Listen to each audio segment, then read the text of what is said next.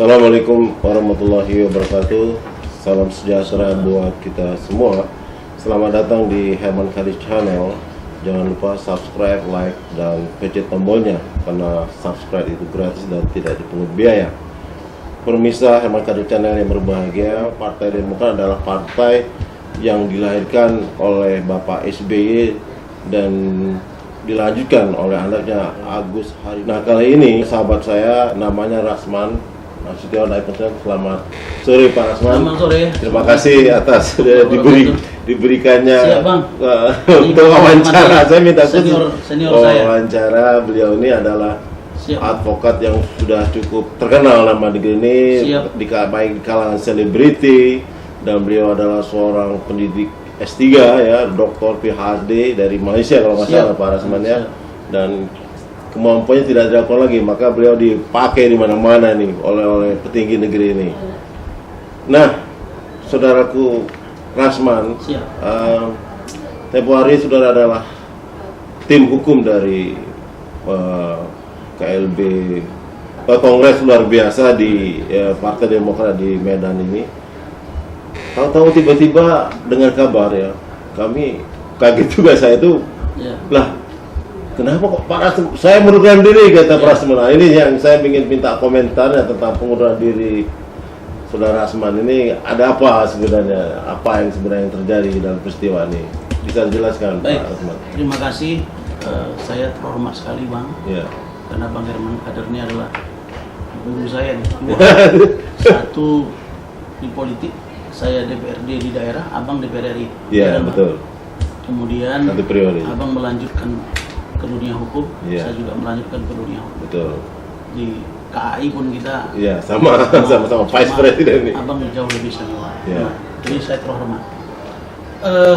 Pertama Bang, sumpah profesi kita kan kalau dimintai bantuan kan harus kita bantu. Betul. Jadi tentu setelah kita bantu, sebelum itu kita mesti tahu dulu. Kalau dalam persidangan itu ada yang disebut dengan silent evidence, ada juga speak evidence.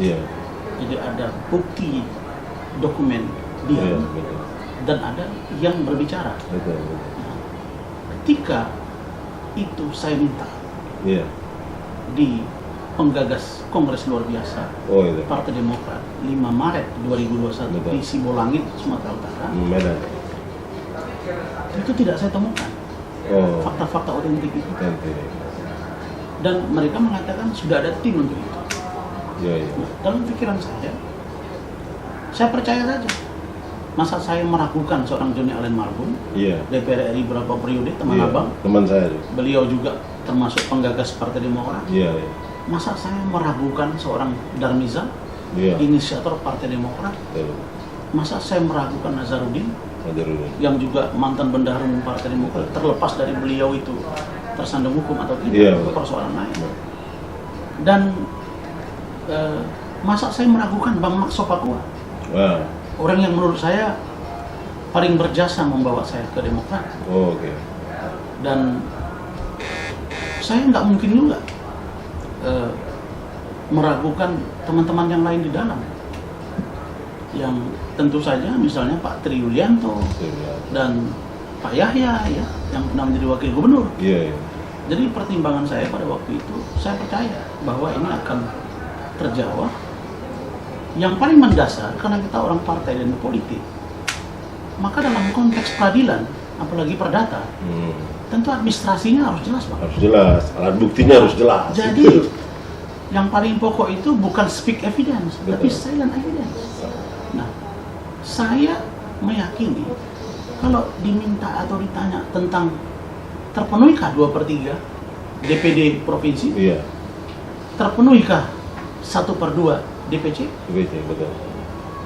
maka menurut saya ini hal yang sangat simpel. Nah, ketika ini menjadi alasan Menteri Hukum dan HAM tidak terpenuhi, automatically saya harus koreksi diri dong Bang. Karena saya sebagai seorang lawyer yang besar di KAI, kadernya Bang Indra dan Abang juga, dan Kak Siti Jamalia, Kak Mia yang kita panggil sehari-hari, Pak Rudi Tahir, Bang Rahim, saya nggak mau sia-sia gitu loh Pak. Iya, iya. Kenapa? Dengan kalahnya atau dengan ditolaknya di Kumham, itu pun sudah ribuan masuk WA ke saya. Belum lagi yang menghujat saya atau mememe saya. Netizen di Instagram saya. Bahkan anak saya dari Medan nelfon. Seolah-olah saya sudah kalah di situ. Di pertarungan itu. Padahal saya tidak terlibat di situ. Saya hanya menjadi juru bicara hukum terkait dengan ADRT yang bertarung di media-media. Dalam konteks hukum, sesungguhnya kita belum bersidang. Arena saya belum main. Betul, betul. Tapi saya sudah divonis. Bagi saya itu nggak masalah sebenarnya. Iya. Tapi hal-hal yang paling mendasar menurut saya harusnya Darmizal CS ini mengevaluasi diri. Betul. Kenapa ini tidak lengkap? Jangan malah kita seolah-olah terkesan disudutkan gitu. Nah, misalnya ketika akan dilakukan preskon, malam-malam saya kaget ada preskon. Ini Darmizal sebagai apa? Ini kan sudah selesai nih urusan. Saya udah bilang kalau bicara ke media, tolonglah jangan cari panggung. Saya udah ngomong, jangan cari panggung di sini. Ini bukan panggung untuk cari nama. Ini panggung mempertahankan marwah Bapak Jenderal TNI Purnawirawan Haji Muldoko. Ini bukan orang sembarangan. Ini Kepala Staf Presiden. Saya sebagai salah seorang jubirnya Pak Jokowi Ma'ruf punya kewajiban moral. Dan saya mungkin dari sekian banyak orang yang membantu Pak Jokowi dalam urusan Pilpres sebagai jubir Bang ya. Saya termasuk yang tidak dapat posisi apa-apa, padahal saya tidak meminta apa-apa gitu.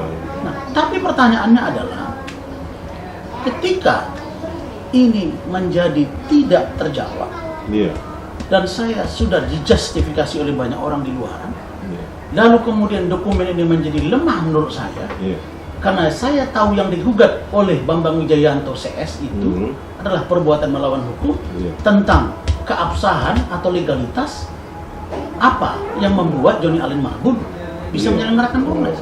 Kalau dokumen itu tidak konkret adanya, terus dokumen apa Bang yang harus saya serahkan?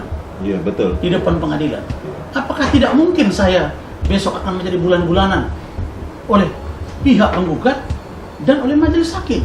Belum lagi media akan menolak gitu. Jawab ya. Ketika didesak minta dokumen nggak dijawab-jawab juga. Mereka hanya langsung bilang, Dr. Manazar itu. Udah beres itu. Begitu aja? Iya, udah beres itu. Kita udah kerja 8 bulan. Sudah, wes gitu. Nah, itu Bang, itu satu ya. Nah, pertimbangan saya yang kedua, Nazarudin, Darmizal ini kerap mengintervensi Bang. Nah, salah satu contoh, kami sudah ada panggilan sidang tanggal 30 Maret kemarin, hari Selasa persis hari ini. Saya udah bilang itu dihadiri. Karena karena undang-undang parpol mengatur itu hanya 60 hari Bang. Betul. Oh enggak usah. Saya tanya, untuk apa? Gak diberitahu saya. Saya menebak-nebak, oh jangan-jangan nunggu Kumham. Tapi saya udah wanti-wanti, saya udah jawab. Kalau nanti Kumham pun, saya kira nggak ada hubungannya, kita tetap aja sidang. Karena kita mau mengejar. Kalau nanti di pembuktian di sana, kita butuh saksi-saksi, kekurangan hari, kita lemah. Oh bilang aman, ya sudah, saya ikuti Bang. Tapi dalam hati saya udah jengkel Bang. Begitu kalah, tidak ada evaluasi. Kemudian ada lagi preskon, diundang, saya tidak tahu. Oh ini kewenangan saya, katanya memperjuangkan demokrasi. Tapi apa yang terjadi Bang? Itu yang ada amputasi, ya sudah, saya keluar. Jadi artinya memang secara alat bukti yang Pak Rahman minta itu nggak dikasih untuk persiapan menghadapi perkara ini ya, dalam pengurusan partai maupun sidang-sidang pengadilan itu ya, maksudnya. Yang tidak dikasih itu adalah dokumen pendukung ke Kumham. Tapi menurut saya itu kan nanti relevansinya kan dan sinkronisasinya kan ada di pengadilan, Pak. Pasti di pengadilan nanti. Nah, jadi pernah satu waktu saya meminta satu dokumen, kemudian keluarga saya ada di situ dan tim yang lain. Ada nggak dokumen? Oh kita nggak punya itu, ini aja cukup. Kan yang bersidang saya, yang ngerti saya, dan saya sudah tawarkan melalui Pak Herman Kadir channel ini, saya minta maaf kepada Bang Petrus. Bang Petrus itu sudah saya ajukan dan sudah diterima oleh Pak Ketua Umum. Tapi Nazar menolak dia. Nazarudin. Jadi saya sangat kecewa, sehingga saya kontak dan minta maaf kepada Bang Petrus. Petrus Bang Pationa ya. Dan ternyata Bang Nazar yang janjinya akan komunikasi dengan Bang Petrus itu tidak dilakukan. Oh, oke. Sehingga saya akhirnya minta maaf kepada Bang Petrus. Boleh tanya Bang Petrus, WA saya kepada beliau sudah saya sebut, Bang saya mohon maaf karena nanti Bang Nazar akan hubungi Abang. Dia yang koordinir ternyata tidak. Akhirnya saya minta maaf sama Bang Petrus. Oke. Terima kasih Pak Rasman atas responnya untuk wawancara kali ini. Karena ini udah cukup waktu, udah kurang lebih 15 menit kita bincang-bincang Pak Rasman, karena kita juga Pak Rasman sudah sangat sibuk. Siap, Bang. Belum banyak kali saya dapat antrian. Siap Bang, saya mohon maaf ini Bang. Nggak apa-apa. Mohon maaf sekali. Jadi saya terima kasih sekali lagi bahwa ini ya, terima kasih. Demikianlah pemirsa Herman Khalid Channel bahwa atas wawancara saya dengan Rasman Arif Nasution, seorang advokat dan advokat cukup populer di negeri ini. Terima kasih. Wassalamualaikum warahmatullahi wabarakatuh. Assalamualaikum warahmatullahi wabarakatuh.